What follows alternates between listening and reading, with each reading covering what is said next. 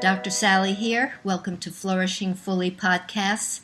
Today I have the pleasure of introducing Mackay Rippey, an acupuncture specialist for close to 30 years. Mackay trained at the Thai Sophia Institute and now practices in rural Clinton, New York.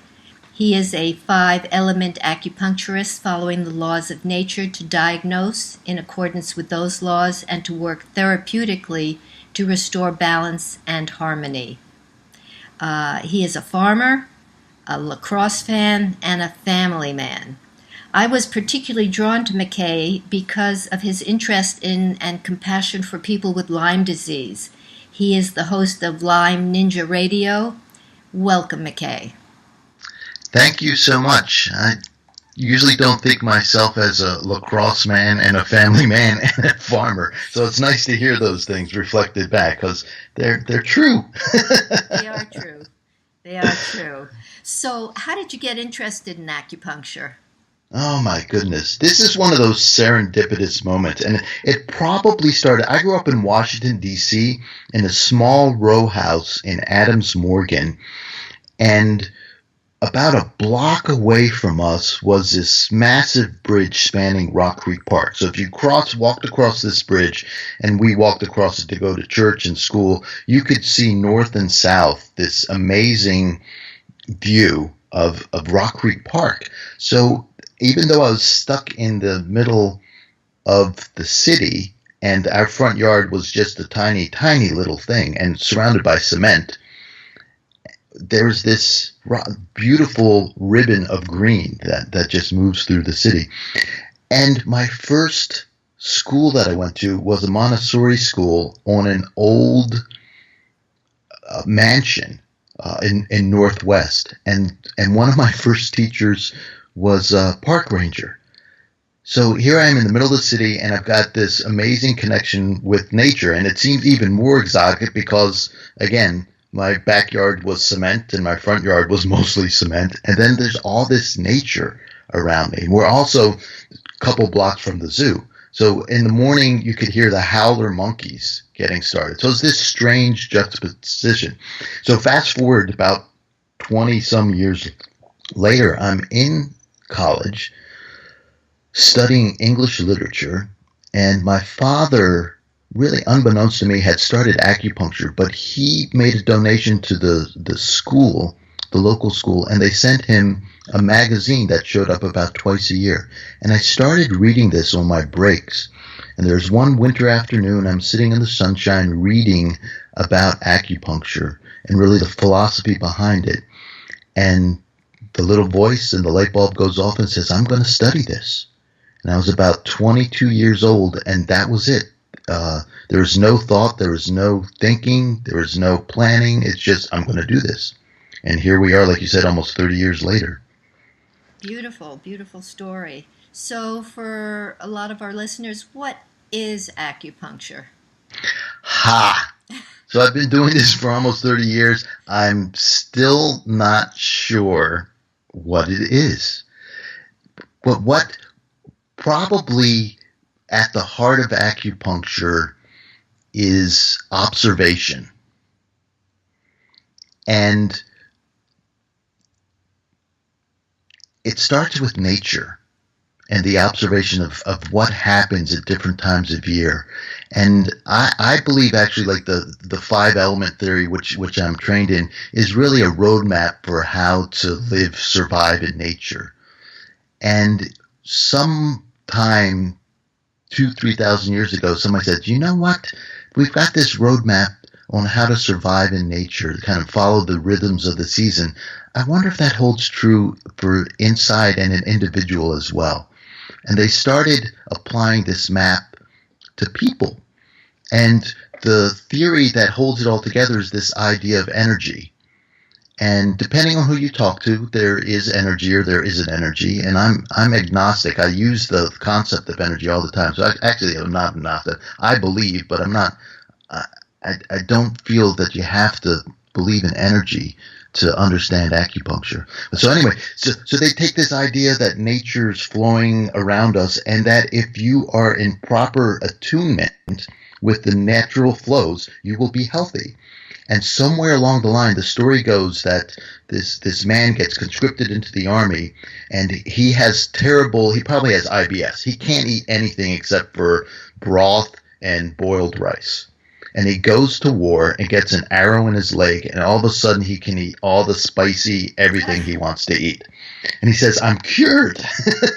And he says it must have been the arrow in his leg. So that's the myth of how acupuncture started. So again, it starts with observation and what we can see. So it's not, it's a different type of medicine. It's not based on test results and numbers and things like that. It's really what intervention makes a difference. And as you know, acupuncturists can use needles. The Russians started using lasers. There are people using tuning forks.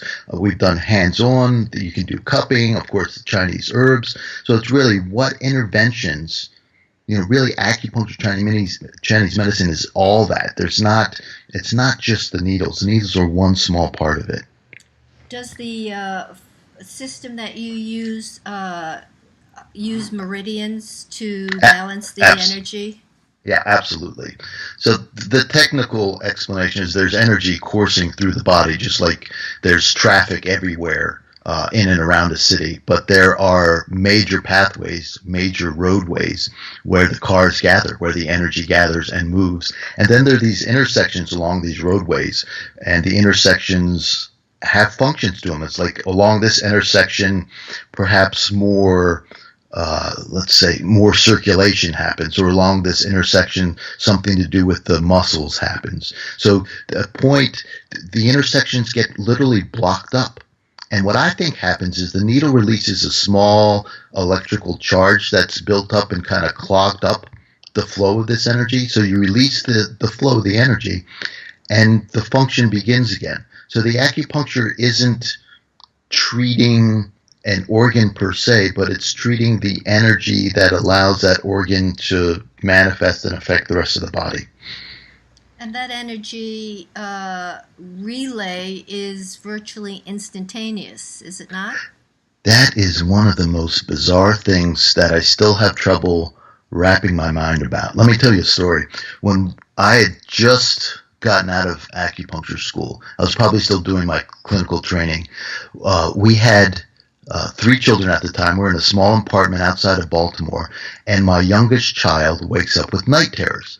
Now, if you've ever had a child with night terrors, they're screaming at the top of their lungs, and they're not awake. And she's about 1.5 years. So, we've had crying children before. So we try and wake her up. Okay, we rock her, we soothe her, we sing to her, we try to warm up a bottle, we give her a bottle, and it's not working. It seems like 3 hours, right? It's probably been like 3 minutes. We're starting to sweat. It's like the neighbors are going to start pounding on the floor soon. And so we try, okay, let's try and change her environment. Let's put her in a warm bath. Okay, that doesn't work. So now we're getting desperate. So, okay, well, how about if I smack her on the bottom and kind of shock her awake, and maybe that'll work. So I smacked her bottom, and still she's just screaming at the top of her lungs and arching her back and all that. And then the thought occurred, well, let's try acupuncture. So here I have this screaming 1.5-year-old, and there's a point on the ankle that has to do with fear and quiet. So it's one of these intersections. It's the source point of the kidney. It's called Greater Mountain Stream. So it has to do, the kidney's all about the depth of winter and quiet, and also cooling things down. And the emotion associated with the kidney is fear. And so that's a point I chose. I put the needle in the sleeping, screaming child. She screamed slightly louder for half a second, and on the second half of that second, she was back asleep. Beautiful. And so at that point, it's like, okay, there's some argument, this is years and years ago, that this may all be placebo. However, here's a screaming child who's asleep. We put a needle in her, and instantaneously, and it wasn't like a minute later, it was like a light switch. Instantaneously, he's back asleep. So yeah, it's the healing, the energy shifts instantaneously, and depending on what needs to heal, then the body can recover afterwards. So the healing can take some time, and sometimes they're more than 1 or 2 blocks that have accumulated over years, so they need to be addressed as time goes on. But the movement of energy is instantaneous. Right. I'm reading a book now that indicates that it's along the pathways of the fascia. That's the connective tissue lining that surrounds all the organs. And is that your thinking, or how do you see it? There, that's one of the theories out there, and I think that one holds some water. I think acupuncture has several pathways that it uses. So I think at this point in time, there may be one that we figure out, science eventually figures out, yeah, this is the main one. But I think it's actually affecting on several layers. And I think that's one reason it's so hard to pin down. What there's some work by Dr. Gerald Pollack. He's got a lab out in the University of Washington, and he's doing some work on the structuring of water and the electrical charge of water, and particularly how it works inside the body. And I think acupuncture is tapping literally into this very subtle energy, literally, like electrical flow. And that there are pathways, kind of these self-organizing pathways that get formed in life, in human beings, and also mammals and other animals like that. They don't have a wall to them, but I think the electricity flows along this pathway. And again, there's these junction points that are the acupuncture points, and if the charge gets too great there, then the flow literally stops, and nobody's sure what's passing along these pathways. It may be electrical communication signals, it might be DNA, RNA kind of stuff. We don't know yet, but definitely these pathways do move along the fascia as well, and because most of the points are in spaces in between muscles, in between bones and muscles, in between tendons. People ask you, well, what are you putting the needle into? Is it a nerve? It's really spaces. If I accidentally hit your nerve when I'm needling, we both know about it because it's an unpleasant event. It's like hitting your funny bone. It burns and tingles and zings and lasts for a while. But the release that you feel with an acupuncture needle, and we get a little controversial here. Some people say, oh, acupuncture, you shouldn't feel anything at all. I disagree completely. When that tiny little electrical charge is released, there is a sensation. It's a burst. It's a firework. It can be kind of dull and achy, but most of the time it's a little flash. And the body picks up on that, and there's a sensation. It pinches. There is a sensation there. How big is the area that you're targeting? So what's interesting as the water around the point gets disorganized, it gets softer. So as a point needs to be needled more, it gets bigger and bigger. But the actual point itself is really tiny. And there'll be times where I'm needling a point trying to find it, 3, 4, on a bad day, half a dozen times. Now, the good news is if you miss a point, you don't feel much of anything. So it doesn't hurt every time you insert the needle. But and this can all be within like a little 1/4-inch circle. It's very, very precise. Very precise. And so people should expect to experience some discomfort, although I know when having acupuncture for a tune-up or balancing my body, I breathe out, and that, when with the thrust of the wrist, and that kind of numbs or dissipates the sensation. Yeah, I have patients who said, oh, I'm so glad that you taught me the breathing, because when I go get my blood drawn or get a shot, the nurses don't tell me to do that, but I do it on my own, and it's much better that way. Anytime our body tenses up, things are just going to hurt more. And I don't want to, most people are shocked at the nature of the sensation with acupuncture, and not in a bad way, because it again, I think it's a release of electricity, so it only lasts. The sensation lasts less than a second. So by the time your body kind of flinches a little bit, or you recognize, it's already gone. And I'm sure you've had that experience too. It's so quick. I tell people, I used to try to explain this, and their eyes would roll in the back of their head. People say, do needles hurt? And they just want a simple explanation. So I say, it pinches. So if you can stand a pinch, you can stand acupuncture. Right. And so you have the needle placed, and some acupuncturists will twirl the needle, and then you lie on the table for a period of time. If acupuncture is instantaneous, why do you have to lie there for the duration? This gets into a very interesting area, and there are different needle techniques, and different schools of acupuncture teach different techniques. And this goes way back. Each family in a village or a city would have their style of acupuncture. And then there would be traveling monks who would kind of cross-pollinate the ideas. And eventually, about 2,000 years ago, the first acupuncture books were commissioned by the emperor, the Chinese emperor at the time, and things started getting written down. So in general, most of the acupuncture that's done is done with needles left in. Now, in my style, most of the needling is done with an in and out insertion that lasts all of a second. And there'll be times where we do leave the needle in when we're trying to calm energy down. I don't mean to insult. I'm not trying to insult people. I think some of the styles of acupuncture where they use 30 needles and leave them in is because their point location is good, but not like they're 80% there. And the same for like electrical stimulation of the acupuncture points. Again, if you miss the point by a little bit, you can still get an effect. And this is one of the confounding things when they study acupuncture. You put a needle in somebody and you're going to get a response by the body.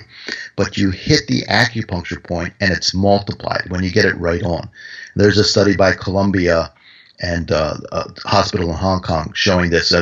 They were all excited because they found this chemical cascade, this calcium channel cascade that happened when they were doing some treatment. But what they found is when they got the point right on, this cascade was multiplied. It like doubled. So the accuracy matters a lot. So if you have the needle nearby the point, if you leave it in, I think you get the effect, as opposed to really having to spend lots of time getting it precisely on. So again, this is not an insult. It's just a different way of approaching it. They've done lots of studies comparing different types of acupuncture. They all work. There's no one better. It's more about your relationship with the practitioner and your affinity for the style they do, rather than is one better than the other. I want to ask you about that, but first I'd like to ask you, Mackay, how do you imagine or know that that acupuncture is affecting the mitochondria, which are the little powerhouses of the cell? Holy smokes. It's funny. So this is going to be a long answer, and I apologize. Acupuncture is 2,000 years old, and it's Chinese. And so again, they're looking at these minor, mild interventions and then looking at what response there is to it. So did people have fatigue 2,000 years ago? Absolutely. Did they have any idea what mitochondria was? Absolutely not. So they had concepts like Jing, and that's spelled J-I-N-G. We transliterate it as Jing. And Jing is this kind of DNA deep source energy that we have, kind of our potential energy and the energy that fuels us through our life and through our day. So there are treatments to bolster Jing. Now, are these treatments affecting the ATP and the mitochondria and the citric acid cycle and all that? Probably. The studies haven't been done yet, so we can't say for sure. But definitely, you talk to people who have acupuncture, is one of the common things actually is people will get more tired right after a treatment and then feel the energy the next day or later on in the day. And I have a client who comes in and she basically has to take a walk around the block before she gets in her car because she feels spacey and loopy and just very, very relaxed. But she's a hardcore amateur bicyclist and does all kinds of racing and online stuff. And this is one of the things that keeps you going, giving you lots of energy. So yes, does acupuncture build your reserves and your strength and help you recover like that? Absolutely. Do we know it's influencing the ATP? I haven't seen studies. Maybe somebody's studying that. I just assume it is, and kind of leave that type of spot on hardcore science to more the nutrition side of my practice, or the sleep study side of my practice, and leave the acupuncture to deal with Jing and water energy and restoration and deep yin and things like that. Great. So if how do you know you've got a good acupuncturist? You feel better. You feel better. But there are some conditions that take some time. Like Lyme disease. Like Lyme disease. So I'll take a stab at that. So I kind of half jokingly said you'll feel better, and really, I mean that seriously. On some level, you're going to feel better, and maybe it's not the main symptom, your main complaint that you came in. When I was in training, my teacher studied with J.R. Worsley, who's a British gentleman. He's since passed away, but his clinic was in England, and he came and toured through the States and would promote acupuncture and promote his school. So they went and studied with him, and he helped them set up the school that I went to. And the British had a phrase back then, and it went something like, "I feel better within myself." And so maybe you're coming in for your back pain. And here's a story. This way back when I was in Southern Maryland, this man comes in, and what got him in the door, men are very reluctant to seek medical care. It's part of our nature. What got him on the door, he bought his 5-year-old daughter a bicycle for her birthday, and he couldn't teach her to ride it because his back hurt too much. So finally said, okay, I got to do something about this back. And he finally makes his way into my office. So we're a couple treatments in, and he says, does acupuncture work on your emotions? And I say, well, why do you ask that? He said, well, I'm in my weekly sales meeting, and these meetings are very contentious, and the fur's flying, and I'm usually right in the middle of it.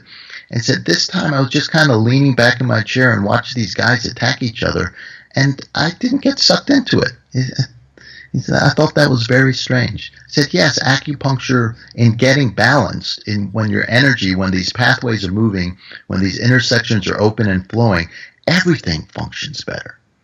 And so eventually his back got better, but it wasn't the first thing to get better. So he knew he was feeling better on some level, even though the back pain was a little more stubborn and took some healing. So again, the energy changes instantaneously. So your mood can change instantaneously. I've seen pain disappear instantaneously when it's more like a neurological type pain. But if there's healing that needs to be done, the body needs some time and support to do the healing. So things can take a while there. But if you have a good connection, you feel a good connection with this person, you understand what they're doing, they're explaining to you what's going on there. You know, they're not selling you the sun and the moon, telling you that they're going to cure everything instantaneously, and you have a good sense of this, and at some level you're feeling healthier, then you probably have a pretty good acupuncturist. Great. So there's a lot of talk today about toxins and having the toxins affect the terrain of the body. Will acupuncture work if you're toxic? Acupuncture helps the body function to its fullest capacity.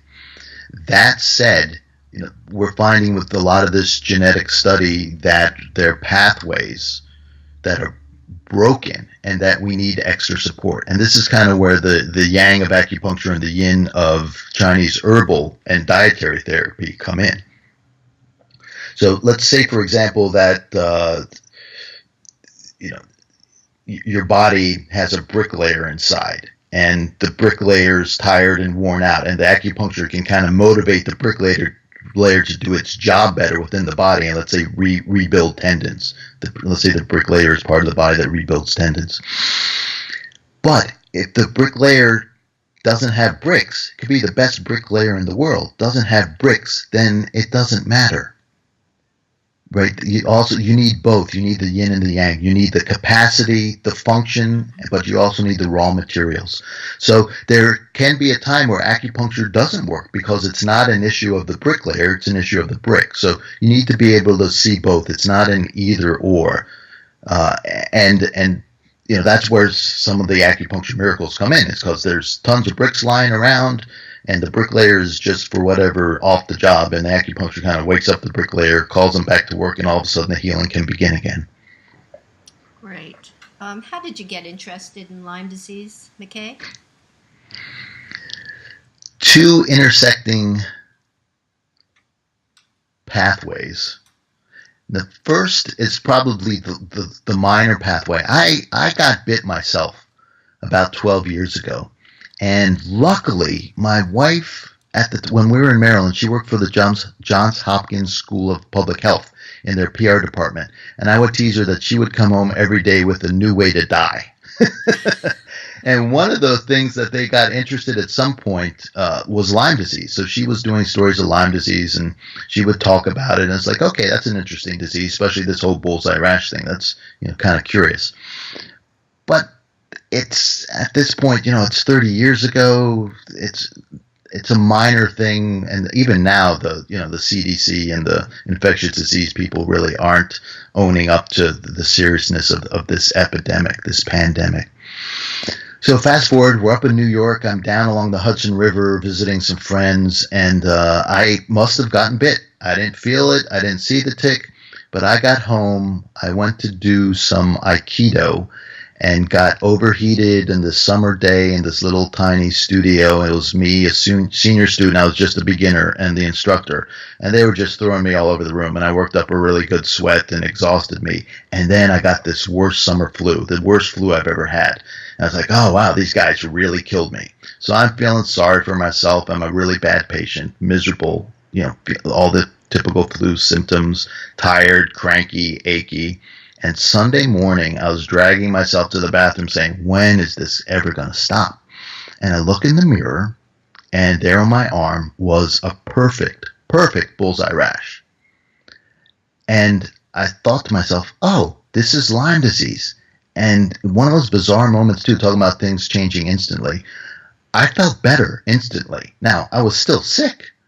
So we bundled myself up, went down to the ER, and the doctor said, well, it sure looks like Lyme disease. Again, this is the first one we've ever seen here in central New York. Do you mind if everybody on duty comes by and looks at the rash? Because we want everybody to see this. So every nurse, everybody came through the room and looked at the rash and said, thank you very much.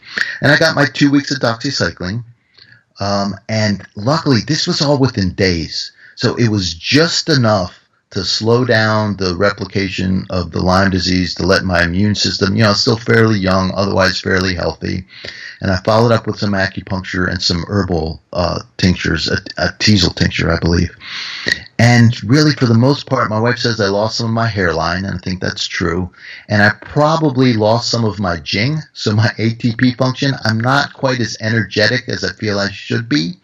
I just kind of run out of energy a little more often than I should, I think. So I'm at like 90% or 95%, something like that. So that happened, and it just kind of moved along. And then all of a sudden, people in this area started showing up with Lyme disease, and I started hearing about it. And I have a mentor. His name's Greg Lee. He's in Frederick, Maryland. He's an acupuncturist. I went to school with him, and he's also an expert, far more than I am, on Lyme disease. He's willing to try. Anyway, he's just a genius and just scouring the world for different treatment modalities. And I knew that existed, so I went to go train with him. It's like he taught me that the traditional medicine is so underserving this population. And I'm thinking, if this is happening here in my neighborhood, I've got to take care of these people because their doctors won't.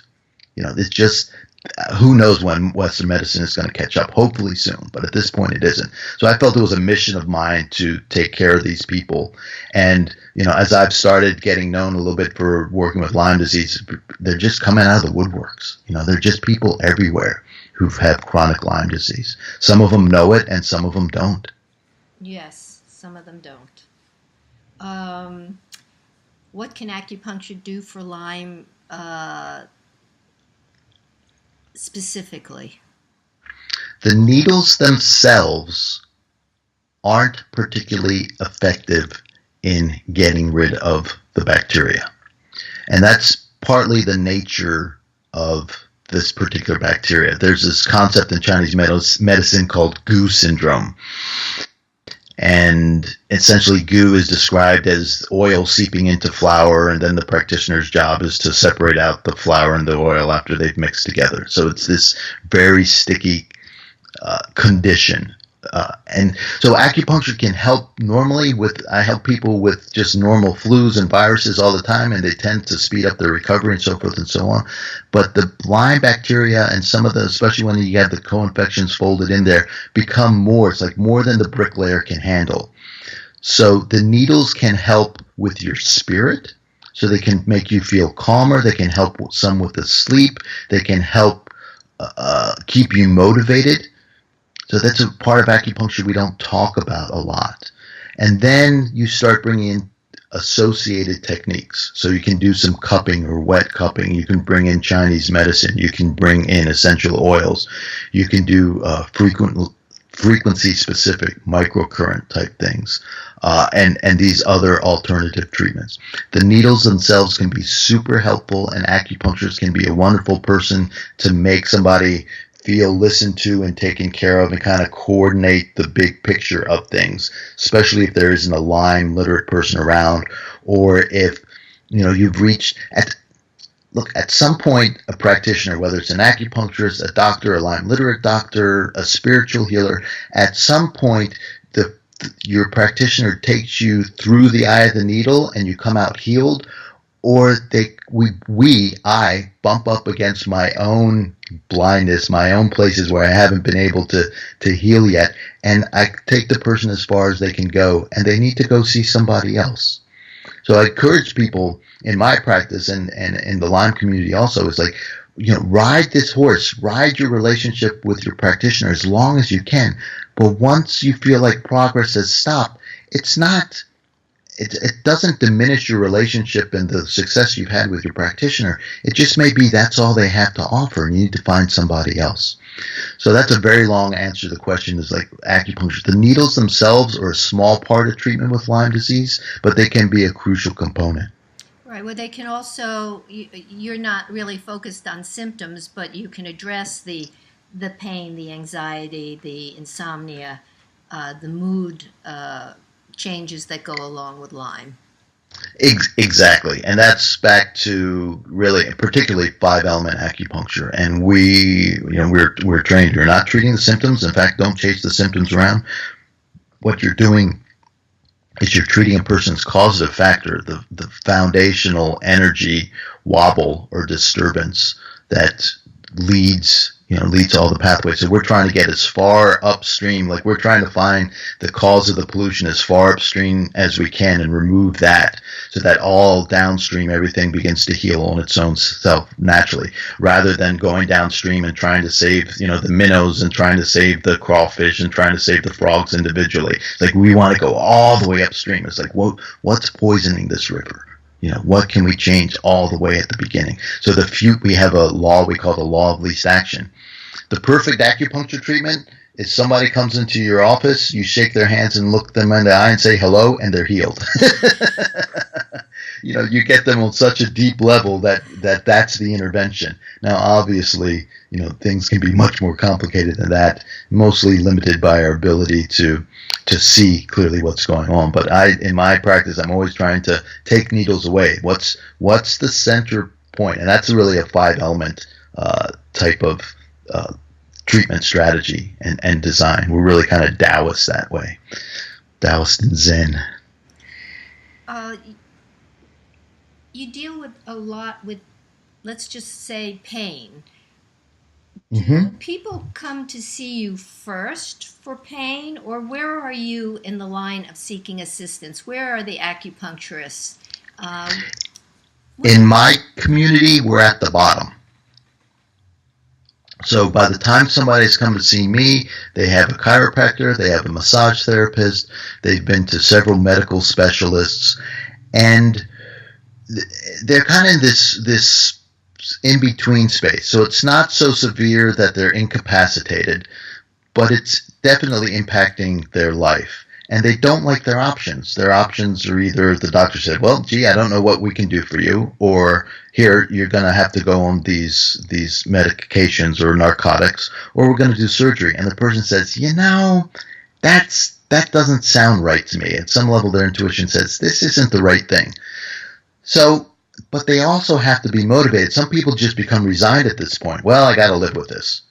But there, other people said, you know what, there's got to be another way. And in asking that question, acupuncture all of a sudden rises to the top. So then they start talking to their neighbors, and oh yeah, my neighbor Bob, he tried acupuncture and it helped with his, fill in the blank.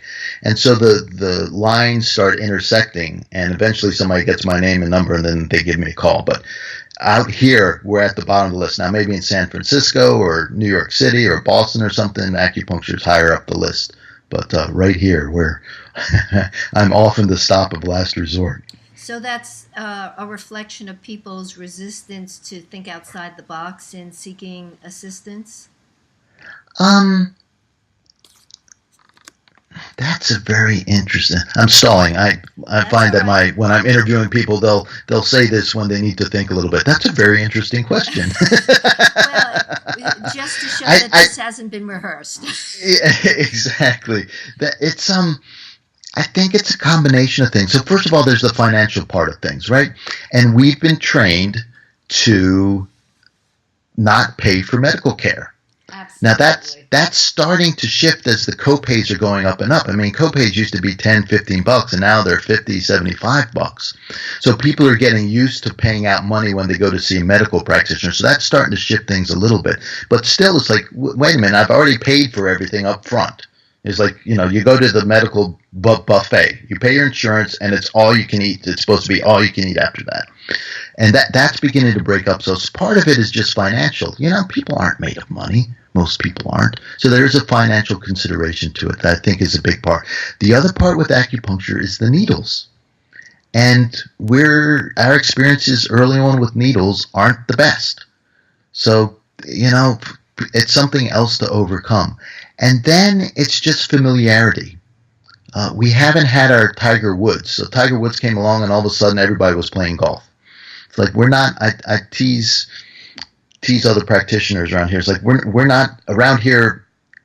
For a restaurant to succeed, it needs to be in the middle. It's like we had an Indian restaurant come in, and even though we're a college town, it's like people were curious in the beginning, and then the traffic fell off. We're not mainstream. Everybody's heard of it. Oh, this is a great story. I had a patient come in once and said, I've been thinking about acupuncture and trying to help get the word out because I really like it and think a lot of people would benefit. He said, but there's a fundamental problem. I said, oh, that's interesting because I think about it a lot. And she said, well, here's your problem. She said, acupuncture is like cannibalism. I said, what? What are you talking about? It's nothing like cannibalism. She said, hang on. She said, everybody's heard of it, but nobody does it. It's like, oh, okay, I see your point here. So I did the numbers, and essentially the numbers are equal to people who jump out of airplanes for fun. So there are as many acupuncture treatments as there are parachute jumps in a year in the U.S. And so it's the same sort of thing. We're still rare birds. Everybody's heard of us, but it's not. We haven't made the leap. It's like yoga made the leap, whatever that was, 10, 15 years ago. Yoga used to be just kind of this thing that some strange people did. People traveled to India and did yoga and the weird thing. And then all of a sudden, everybody's doing it. It's like there are 100 yoga places around here in church basements and art centers and everywhere. Every corner there's a yoga class. But acupuncture hasn't made that leap yet. So, at some point somebody may popularize it, or it might be that there's just enough resistance that, maybe it just never quite gets there. Maybe we're just this special little group. But I like to think that we can make the leap in popularity. It's like we need the right celebrity or the right TV show to bring it to the mainstream. Well, acupuncture certainly wasn't taught in medical school when I was in medical school, albeit that's a long time ago. But you mean not yesterday? Not yesterday, not remotely close. But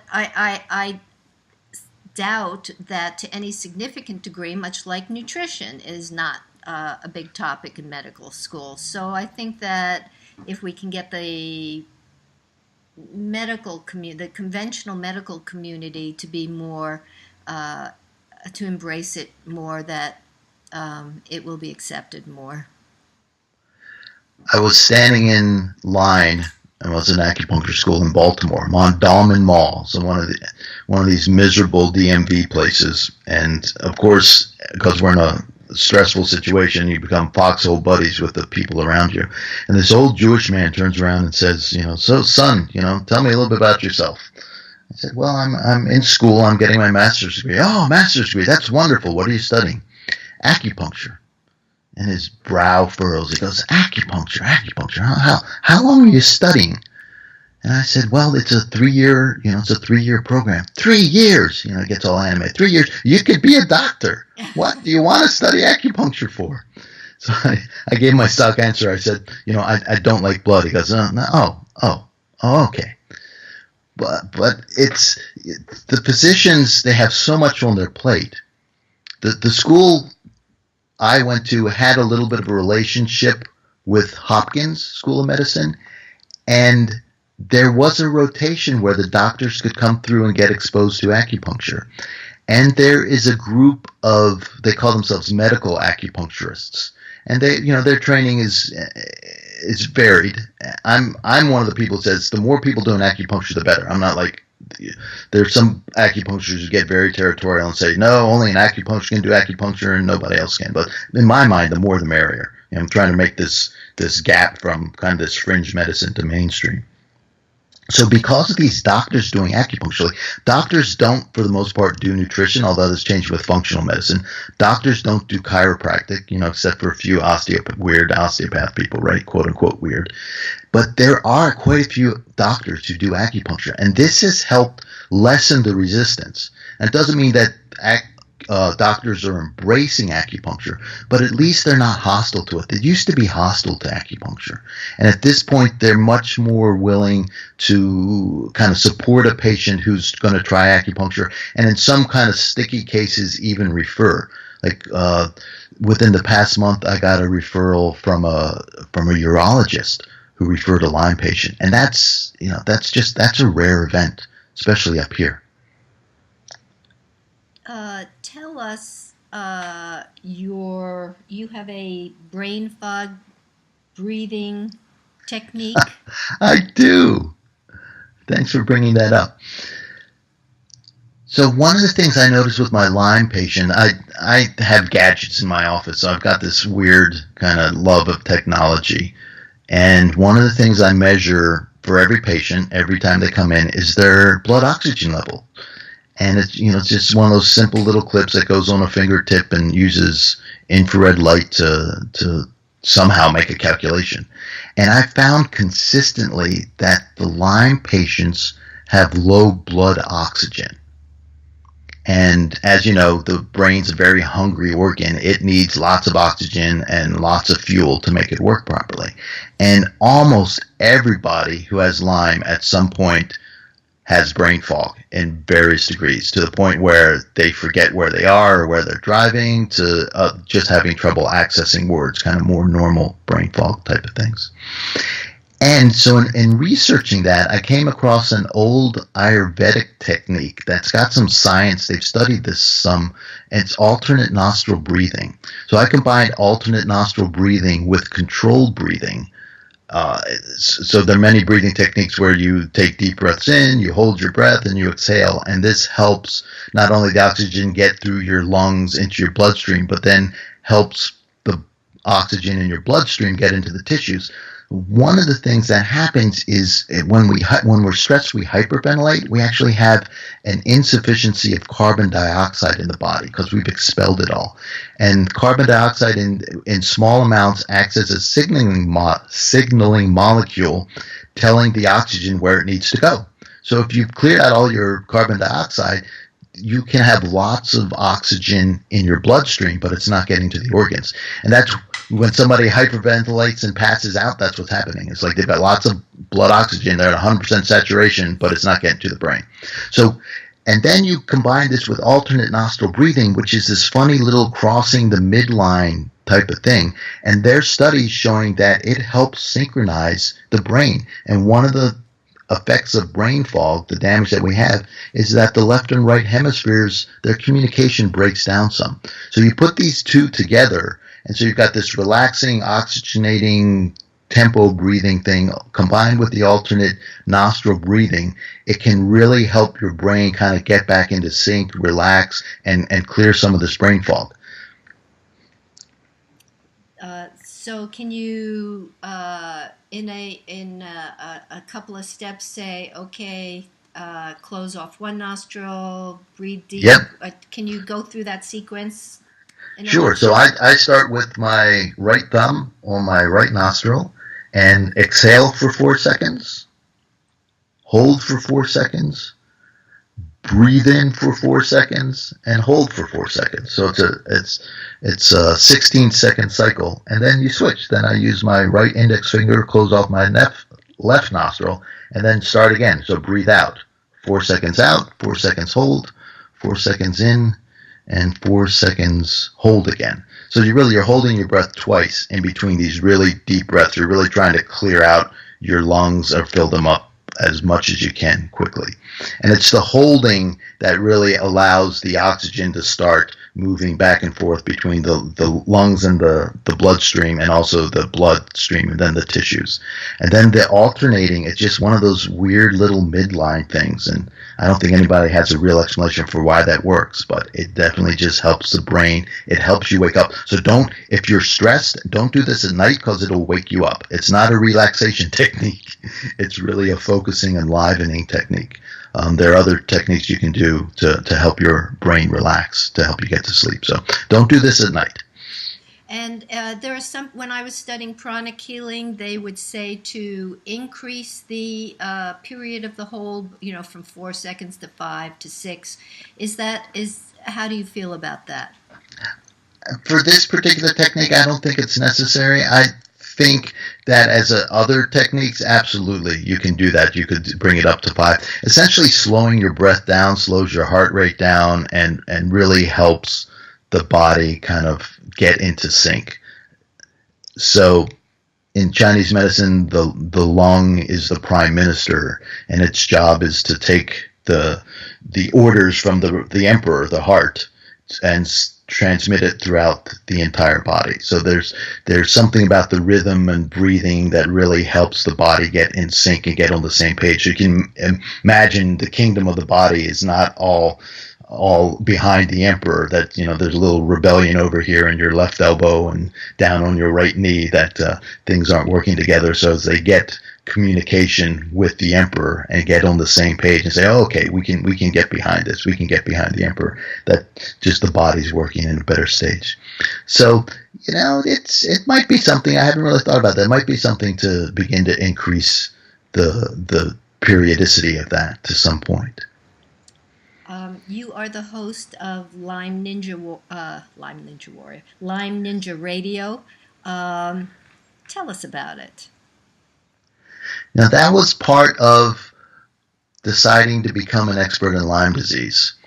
So first of all, I just love podcasts. I'll put on a podcast, put on my earmuffs and the earbuds underneath the earmuffs, and hop on a tractor and just do the farm work.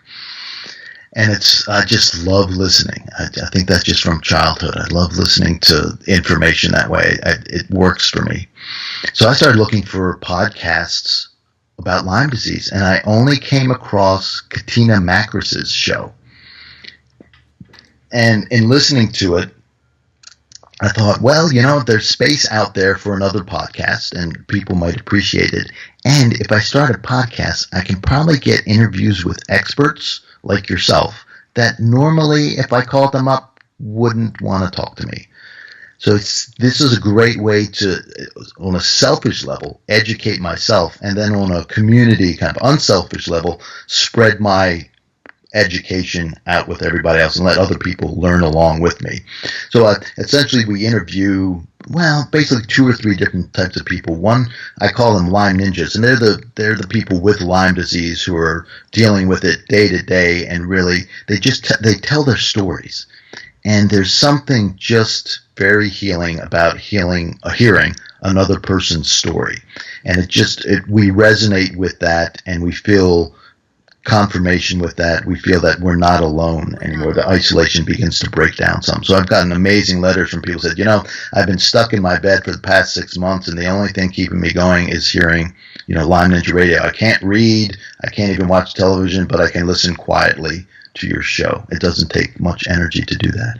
And then I interview experts, and some of the experts are experts in Lyme disease and treating Lyme disease, and some of them are just experts in their field. So I've talked with people who are experts in vitamin C or magnesium or vitamin D, and then I've also interviewed Horowitz and researchers like Eva Shoppy. So it's really, there's this wide mixture. And a lot of times it's getting to the point now where people are starting to contact me. So that's interesting. In the beginning, I was all the one reaching out. And so it's amazing. Like the last interview we just put out there were 2 young people. They both had Lyme disease and they're both dealing with it and had amassed massive bills, medical bills, and were looking for ways to pay for it. And out of that, they didn't find anything. They're both older than 25, and there's no real charities out there. And the young man, Greg, decided, well, you know what? I'm going to start a charity. So he started Ticked Off Foundation and has done some concerts and some other things. And his work inspired another Lyme patient to say, well, I want to help this. So she's come up with all these kind of alternative ways to raise money to provide grants, such as just recycling shampoo bottles. And so there's this special recycling campaign that she's put together.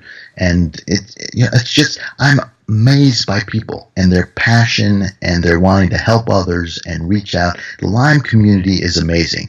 And maybe it's like that Mondamin Mall, the Jewish man, where they're all in this foxhole together. So we really kind of pulled together there. It might be that effect, but I'd like to think it's just the generosity in the human heart and that we really have this capacity for love and helping each other. I think that's a beautiful note to end on. Thank you so much, Mackay. Mackay Rippey, host of Lyme Ninja Radio. Thank you so much for joining us. My pleasure, Dr. Sally.